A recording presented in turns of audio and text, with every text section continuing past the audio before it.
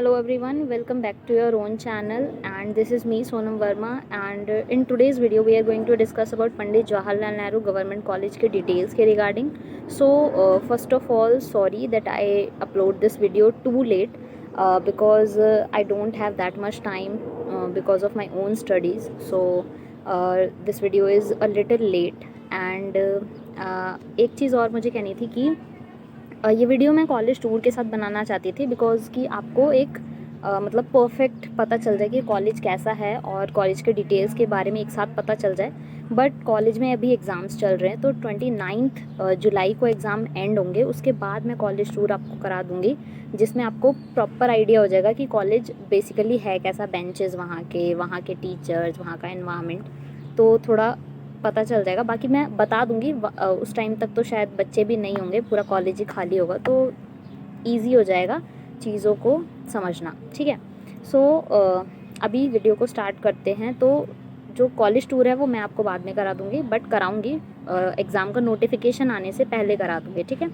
अभी इसमें डिटेल्स के बारे में बात करेंगे। तो मैंने क्वेश्चंस को लिस्ट कर लिया है ताकि कोई भी क्वेश्चन जो है वो छूटे ना। सो फर्स्ट ऑफ ऑल पहला क्वेश्चन किसी ने ये पूछा था कि क्या ये गवर्नमेंट कॉलेज है या प्राइवेट कॉलेज है कि क्या है, ठीक है, और एड्रेस के बारे में। तो ये प्योरली गवर्नमेंट कॉलेज है, सेमी गवर्नमेंट नहीं है, ठीक है, गवर्नमेंट कॉलेज है ये, और ये आता है आपका फरीदाबाद में। सो ये है सेक्टर 16 फरीदाबाद। पूरा नाम है Pandit Jawaharlal Nehru government college Faridabad sector 16, okay, मैकपाई, नियर मैकपाई, ओके। और ये कोएड कॉलेज है, ठीक है, मतलब यहाँ पे लड़के और लड़कियाँ दोनों पढ़ते हैं।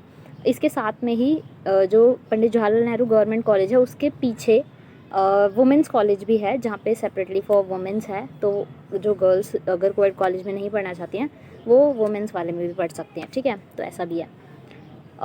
अभी हम नेक्स्ट जो हमारा क्वेश्चन है वो है हमारा इस एग्ज़ाम के लिए एंट्रेंस देना होता है या नहीं देना होता। तो आंसर है कि एंट्रेंस कोई भी नहीं है। लाइक आपको कोई भी एंट्रेंस देने की ज़रूरत नहीं है। मेरिट के बेस पे आपका आप फॉर्म फिल करते हो, आपके परसेंटेज के बेस पे आपका कट ऑफ आता है और उसके हिसाब से आपको सीट दे दिया जाता है, ठीक है।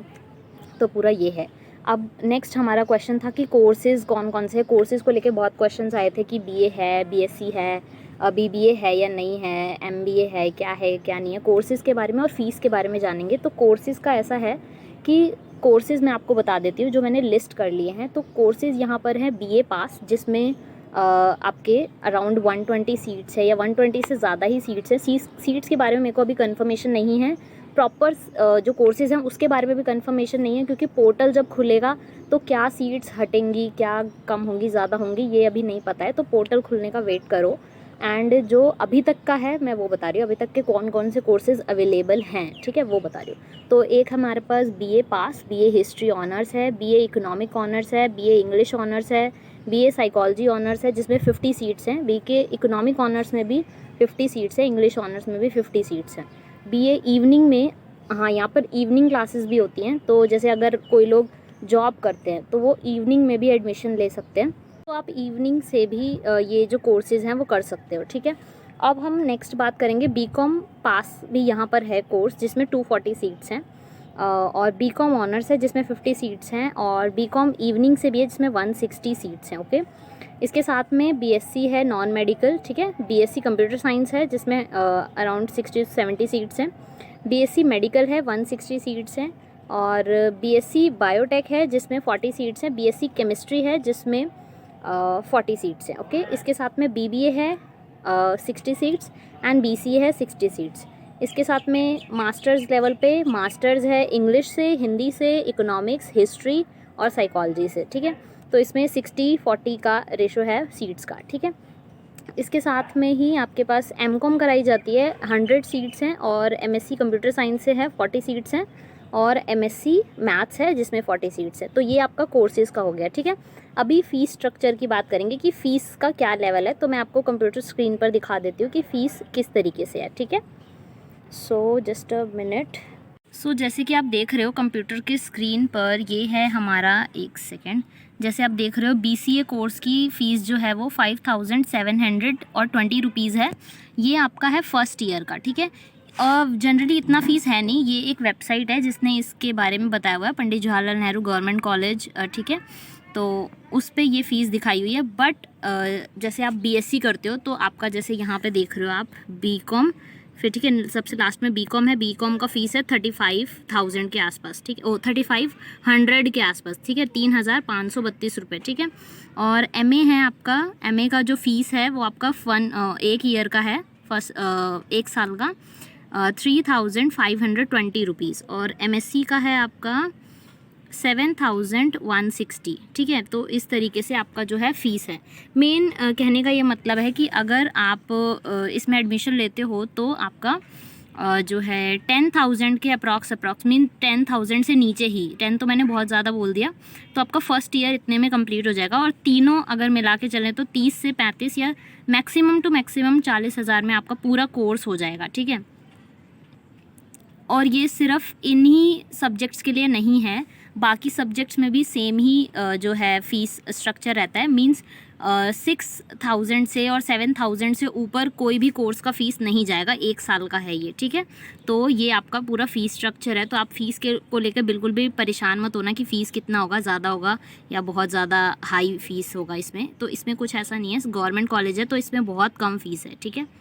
सो नाउ कोर्सेज़ की हम बात कर चुके हैं कि कोर्सेज़ क्या रहेंगे, फ़ीस की हम बात कर चुके हैं कि फ़ीस क्या रहेगी। फ़ीस आपका जैसे कि मैंने बताया है, पूरा जो आपका कोर्स है 3 साल का या 4 साल का, वो 30 to 40,000 में पूरा कंप्लीट हो जाएगा। अब हम बात करेंगे कि आपको एडमिशन किस तरीके से लेना है और कितने तरीके हैं एडमिशन लेने के, ठीक है। तो एडमिशन लेने के लिए आपको सिंपल फॉर्म फिल करना है, ठीक है। आप अपनी साइट से फिल कर सकते हो, ठीक है। आप कॉलेज आके यहाँ पे बहुत सारे यहाँ पे कंप्यूटर्स पे टीचर्स फॉर्म फिल करते हैं, तो वहाँ से भी आप करवा सकते हो, या फिर कॉलेज के सामने ही कैफ़ेज़ हैं तो वहाँ से आप जो है ऑनलाइन अपना जो फॉर्म है वो फिल करवा सकते हो, ठीक है। सो एडमिशन किस तरीके से होगा, पहले आपने फॉर्म को फिल कर लिया, ठीक है। पहले आप पोर्टल जब भी ओपन होंगे मैं आपको नोटिफिकेशन प्रोवाइड कराऊंगी कि अभी इस टाइम पे फॉर्म्स जो हैं निकल चुके हैं, तो वो मैं आपको प्रोवाइड कराऊंगी, ठीक है। तो अभी 29 जुलाई तक तो एग्ज़ाम्स है, तो उसमें तो सोच ही नहीं सकते, ठीक है, नोटिफिकेशन आने का। इसके साथ 1 हफ़्ते बाद, ठीक है, लाइक अगस्त के फर्स्ट वीक तक आपका जो है एग्ज़ाम का नोटिफिकेशन आ जाएगा। जैसे ही पोर्टल खुलेगा आपको अप्लाई करना है, या तो आप कॉलेज जाके अप्लाई कर लो या फिर आप खुद से घर बैठे बैठे लॉगिन करके अप्लाई कर लो, ठीक है। तो वो हो सकता है काफ़ी थोड़ा मुश्किल पैटर्न हो जाए आपके लिए, पहली बार फॉर्म फिल करोगे। तो आप कॉलेज के बाहर भी कैफ़ेज़ हैं या फिर आप अपने आसपास के कैफ़ेज़ में जाके अप्लाई कर सकते हो। कॉलेज के बाहर से करोगे तो कॉलेज भी देख लेना आओगे तो, ठीक है। तो ये होगा। और फॉर्म फिल करने के बाद आपका वेरिफिकेशन होता है डॉक्यूमेंट्स का। कई बार ये होता है टीचर बोल देता है बाद में वेरिफिकेशन करवा लेना, ठीक है। तो ऐसा बिल्कुल भी मत करना, वेरिफिकेशन करवा लेना। 2-3 दिन तक पोर्टल ओपन रहता है, तो आप उतने टाइम में वेरिफिकेशन करवा लेना, ठीक है। वरना फिर बाद में ये खुद ही अड़चन डालते हैं कि नहीं आपका वेरिफिकेशन नहीं हुआ, हम नहीं कर सकते, या पोर्टल खुलेगा फिर वेरिफिकेशन करवाना, उसके बाद हम आपका एडमिशन लेंगे, क्योंकि मेरे साथ भी एक बार ये हो चुका है। तो वेरिफिकेशन ज़रूर करवा लेना, ठीक है। वेरिफिकेशन के बिना आपका एडमिशन जो है आपका लिस्ट में नाम नहीं आएगा, ठीक है। तो पहले आपको फॉर्म फिल करना है, फिर आपको वेरिफिकेशन करवाना है। वेरिफिकेशन के बाद लिस्ट आएगी आपकी मेरिट वाइज, जिस तरीके से आपके परसेंटेज होंगे। ज़्यादा परसेंटेज है तो आपका फर्स्ट मेरिट में नाम आ जाएगा, थोड़े कम होंगे तो सेकंड में आ जाएगा, थर्ड में आ जाएगा। तो इस तरीके से 7-8 मेरिट लिस्ट आती हैं, इससे भी ज़्यादा आती हैं अगर ज़्यादा कैंडिडेट्स हैं और सीट बच गई हैं तो, ठीक है। तो इस तरीके से आपका एडमिशन का प्रोसेस रहता है। फर्स्ट आपका फॉर्म फिल करना है, दूसरा वेरिफिकेशन कराना है, उसके बाद मेरिट लिस्ट आएगी, ठीक है। मेरिट लिस्ट आने के बाद आपको मेरिट लिस्ट जो है वो आपकी कॉलेज में ही आती है, ठीक है। डेट वगैरह आपको बता दिया जाता है कि इस दिन आपका आएगा, या इन्फॉर्म कर दिया जाता है, ठीक है, मैसेज के थ्रू या जैसे भी मेल के थ्रू। तो आप चेक करते रहिएगा, ठीक है। नेक्स्ट है हमारा, जस्ट अ सेकेंड, फैसिलिटीज़ क्या क्या हैं यहाँ पर, ठीक है। तो हमारे मैं तो पास आउट हो चुकी हूँ, ठीक है। तो इस जो कॉलेज है पंडित जवाहरलाल नेहरू गवर्नमेंट कॉलेज में आपको एनसीसी का फैसिलिटी मिलता है। एनसीसी में आप एनसीसी फर्स्ट जो ग्रेजुएशन है उसके फर्स्ट ईयर में ही ले सकते हो, मास्टर्स में नहीं ले सकते एनसीसी, ये तो पता ही होगा, ठीक है। तो एनसीसी की फैसिलिटी है, कैंटीन है बट वो नाम की है, अभी चलती नहीं है। कैंटीन में भी बेंचेस लगा के एग्ज़ाम्स होते हैं, ठीक है। तो अभी न्यू बिल्डिंग फॉर्म हो रहा है तो मे भी हो सकता है ये कैंटीन भी चालू कर दें, बट अभी कैंटीन चालू नहीं है, कैंटीन अंदर चालू नहीं है कॉलेज के अंदर। बट बाहर कैफ़ेज़ और वो सब है, तो अवेलेबिलिटी है चीज़ों का, तो आप बाहर से खाना वगैरह अगर कुछ चाहते हो तो वो मिल सकता है, ठीक है। इसके साथ में यूथ इलेक्शंस होते हैं, ठीक है। आप जो NSUI ये सब इलेक्शंस वगैरह अगर आप इंटरेस्ट हो आपका उस चीज़ में, तो ये भी अवेलेबल होता है। इसके साथ में जो जॉब्स के फेस्ट होते हैं, जॉब फेस्ट होते हैं, तो जैसे आप ग्रेजुएशन के लास्ट ईयर में जॉब फेस्ट होते हैं, तो वहाँ से आप अप्लाई कर सकते हो। उतने हाई लेवल के कंपनीज़ नहीं आते हैं बट आते हैं, ठीक है। तो ये अवेलेबिलिटी भी होते हैं ताकि आप एक एक्सपोजर कर सको कि हाँ मतलब मैं इस तरीके से अप्लाई कर सकता हूँ इन कंपनीज़ में, और क्या क्या एक्सपीरियंस चाहिए, इस तरीके का आप अप्लाई कर सकते हो, ठीक है। और क्या बात करना था हमें, हाँ, अटेंडेंस का बहुत सवाल पूछा गया था कि अटेंडेंस कंपलसरी है या नहीं है। तो अटेंडेंस का ये है हिसाब कि ये बहुत ज़्यादा डिपेंड करता है कि आपका प्रिंसिपल कैसा है उस टाइम पे जब आप एडमिशन ले रहे हो, और ये डिपेंड करता है आपके हेड ऑफ़ डिपार्टमेंट कैसा है, ठीक है। टीचर्स आपके उस डिपार्टमेंट के कैसे हैं, या वो बहुत ज़्यादा स्ट्रिक्ट हैं या फिर बहुत ज़्यादा मतलब लीनियंट हैं, इस तरीके के हैं। तो वो बहुत ज़्यादा उस पर डिपेंड करता है। क्योंकि मैं अपना एक्सपीरियंस बताती, तो जब मैं अपने BSc बायोटेक में थी, तो वहाँ पर टीचर्स कॉल करके बुलाते थे कि हाँ आ जाओ, प्रैक्टिकल है और क्लासेस लो, अगर कोई नहीं आता था। बाकी मैं तो रेगुलर ही रहती थी most of the time, but जो लोग नहीं आते थे उनको कॉल भी करके बुलाया जाता था। लेकिन जब मैं अपने मास्टर्स में थी तो साइकोलॉजी में, तो उस टाइम पे इतना कुछ नहीं था। बाकी मैंने अपनी साइड से, क्योंकि मैं उस टाइम पे जॉब करती थी, तो मैंने एप्लीकेशन तो नहीं दिया था, जस्ट सबको पता था टीचर्स को कि मैं जॉब करती हूँ, तो इस वजह से वो मुझे कुछ कहते नहीं थे। तो उस चीज़ का तो मैं बहुत ज़्यादा थैंकफुल भी हूँ। बट अगर आपको जॉब के साथ साथ में भी कॉलेज करना है, तो आप इन्फॉर्म करके, अगर आप नहीं आते हो तो आप इन्फॉर्म कर सकते हो। तो इतना कुछ नहीं है कि वो आपको मना कर देंगे या कुछ ऐसा है। तो अगर अटेंडेंस को देखा जाए और रेट किया जाए, तो मैं अटेंडेंस को मतलब स्ट्रिक्टनेस को लेके कहें तो मैं उसमें 6 पे रखूँगी, कि इतना ज़्यादा स्ट्रिक्टनेस भी नहीं है, इतना ज़्यादा लीनियंसी भी नहीं है। डिपेंड करता है कि आपका हेडक्वार्टर कैसा है, आपका टीचिंग स्टाफ कैसा है, और वो मतलब आपके साथ कंफर्टेबल है या नहीं है, आप उनको कन्विंस कर पा रहे हो कि आप नहीं आओगे, आप दूर से आते हो, या इस तरीके से कन्विंस कर सकते हो। तो आप अटेंडेंस इतनी ज़्यादा मायने नहीं रखती है, ठीक है। गवर्नमेंट कॉलेज की बता रही हूँ, ठीक है। तो ये है, कंपलसरी कह नहीं सकते हो कि कंपलसरी हो भी सकता है अगर आपका डिपार्टमेंट थोड़ा स्ट्रिक्ट है, अगर, और कंपलसरी नहीं भी हो सकता अगर आपका डिपार्टमेंट थोड़ा मतलब कंफर्टेबल है कि हाँ बच्चे नहीं आते हैं। और ये भी होता है कि बहुत ज़्यादा ये चीज़ डिपेंड करती है कि बच्चों पर भी, अगर बहुत ज़्यादा बच्चे आए हैं और वो फोर्स कर रहे हैं कि हमारा क्लास होना चाहिए, तो क्लासेस रेगुलर होती हैं, ठीक है। और अटेंडेंस डिपेंड करती है कि आपके जो क्लास के बच्चे हैं वो अगर ज़्यादा अमाउंट में आते हैं, लाइक सभी बच्चे आते हैं और वो फोर्स करते हैं कि हमारे क्लास रेगुलर बेसिस पे होना चाहिए, तो रेगुलर बेसिस पर भी क्लासेस होती हैं। और अगर मतलब क्लासेस में बच्चे ही नहीं आएंगे, तो फिर टीचर भी थोड़ा आनाकानी करता है क्लास लेने से, क्योंकि वो चाहते कि अब 2 बच्चों में क्या पढ़ाएंगे, तो वो क्लास नहीं लेते हैं। और लेते भी हैं तो फिर क्लास में आके मतलब पढ़ाते नहीं हैं, बोलते कि खुद से पढ़ लो। तो ऐसा है, ठीक है। और क्लासेस डेली बेसिस पे होती हैं, ठीक है, या नहीं होती हैं, ये बहुत क्वेश्चन था। अटेंडेंस तो अलग ही मैटर है, बट क्लासेस होती हैं या नहीं होती, ये भी एक क्वेश्चन है गवर्नमेंट कॉलेज का। तो क्लासेस का ये है कि कुछ टीचर होते हैं जो बहुत ज़्यादा मतलब पढ़ाई पे फोकस करते हैं और अपनी क्लासेस रेगुलर बेसिस पे लेते हैं, और कुछ टीचर है जो नहीं लेते हैं। तो मैं तो नाम तो नहीं लूँगी खैर, और ना ही डिपार्टमेंट बताऊँगी, तो वो आप खुद देखना जब आप एडमिशन ले लोगे। बट ऐसा है कि किसी भी, मेरे को ऐसा लगता है कि आप किसी भी कॉलेज में चले जाओ, लेकिन पढ़ना आपको खुद से पड़ता है। तो यहाँ पे भी वही हाल है, पढ़ना आपको खुद से पड़ेगा। वो आपको बस सिलेबस बता देंगे कि हाँ ये तुम्हारा सिलेबस है, और पढ़ना आपको खुद पड़ेगा। मेरे टाइम पे मैंने बुक्स भी नहीं ली थी, मैंने सिर्फ गूगल से पढ़ाई की थी, ठीक है। और क्लासेस तो बायोटेक में जब मैं थी अपने ग्रेजुएशन में, उस टाइम पर भी मैंने खुद से ही पढ़ाई की थी, यूट्यूब वगैरह से पढ़ाई की थी, गूगल से की थी। बाकी टीचर्स जो है मेरे बायोटेक वाले बहुत सही थे, अच्छे थे। और मेरे साइकोलॉजी में भी बहुत सही टीचर्स थे। लाइक फर्स्ट ईयर मैंने पूरा लिया था, तो वहाँ पे भी जैसे मैं कुछ टीचर का नाम भी लेना चाहूँगी, वो बहुत सही थे। कंचन मैम एक हैं, वो बहुत सही पढ़ाती हैं, साइकोलॉजी की टीचर हैं, तो वो बहुत सही पढ़ाती हैं, बहुत अच्छे से गाइड भी करती हैं। एंड बायोटेक के सभी टीचर्स बहुत अच्छे थे। और हाँ, 1-2 सर भी थे, रोहित सर, वो भी काफ़ी अच्छा पढ़ाते हैं, ठीक है। तो ऐसे टीचर्स भी हैं जो साइकोलॉजी के हैं, वो बहुत काफ़ी अच्छा पढ़ाते हैं। तो मैं अपने हिसाब से एक्सपीरियंस से बता रही हूँ, ठीक है। टीचर्स अच्छे हैं, गाइड करेंगे अच्छे से आपको अगर आप पूछते हो तो, ठीक है। और क्लासेस का मैं इतना नहीं कह सकती आपके डिपार्टमेंट में क्या फ़िट करता है क्या नहीं फ़िट करता, ठीक है। तो क्लासेस का वो आपको खुद देखना पड़ेगा। अगर आप बिल्कुल ये हो कि मुझे बताओ तो वो बताएंगे, ऐसा नहीं कि वो नहीं बताएंगे। बाकी ये है कि मासेस पे डिपेंड करता है। अगर आपकी क्लासेस के जो बच्चे हैं वो बहुत ज़्यादा सीरियस है पढ़ाई को लेके तो क्लासेस होंगे, ठीक है। अगर आपकी क्लास के बच्चे ही बिल्कुल सीरियस नहीं है, क्योंकि आप अकेले आपको टीचर पढ़ा के भी क्या कर लेगा, ठीक है।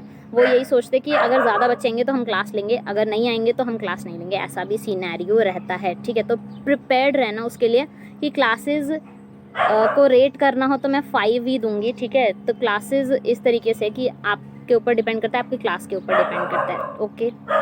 और अगर इससे रिलेटेड कुछ और जानना हो तो इंस्टा पे मैसेज करके पूछ लेना, ठीक है। और नेक्स्ट है रैगिंग का।